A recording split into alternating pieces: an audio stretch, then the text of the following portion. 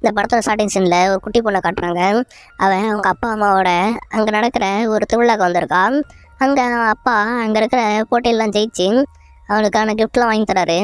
அதுக்கப்புறம் அவங்க அப்பா அம்மாவை பேசிட்டு 2 பேரும் முன்னாடி போய்கிட்டு இருக்க, அந்த பொண்ணு கிஃப்டெல்லாம் தூக்கிட்டு பின்னாடியே வந்துக்கிட்டு இருக்கா. அப்படியே அவங்க 2 பேர் பேசிட்டு போய்கிட்டு இருக்க, இந்த பொண்ணு வழி மாறி தனியாக பீச் ஓரமாக இப்போ நடந்து போய்கிட்டு இருக்கா. அங்கே ஒரு இடத்துல தனியாக ஒரு ரூம் இருக்குது, அதாவது ஒரு மிரர் ஹவுஸ் இருக்குது. அது உள்ளே போனால் ஒரே கண்ணாடியாக இருக்கும், எங்கே பார்த்தாலும் கண்ணாடி தான் இருக்கும். அதுக்குள்ளே போக இவ எங்கே திரும்பி பார்த்தாலும் ஒரே கண்ணாடியாக இருக்குது. வெளியே போக வழி தெரியாமல் அவள் சுற்றி முற்றி இருந்துகிட்டு இருக்க. ஒரு கடத்தில் அவள் நிற்கிறா. பின்னாடி அவளோட ரெஃப்ளெக்ஷன் தெரியுது கண்ணாடியில். இருந்தாலும் அவள் திரும்பும் போது அந்த ரெஃப்ளெக்ஷன் திரும்பாமல் அந்த சைடே திரும்பி இருக்குது. பார்த்தா அந்த பொண்ணு பயந்து போக அங்கேயே அந்த சீனை கட் பண்ணி படத்தோட டைட்டில் போட்டு ஆரம்பிக்கிறாங்க. இப்போ படத்தோட ஹீரோயினை காட்டுறாங்க. அவன் ஹஸ்பண்டு 2 பசங்களோட வெக்கேஷன் என்ஜாய் பண்ணுறதுக்காக அவளோட கெஸ்ட் ஹவுஸ்க்கு வந்திருக்கா.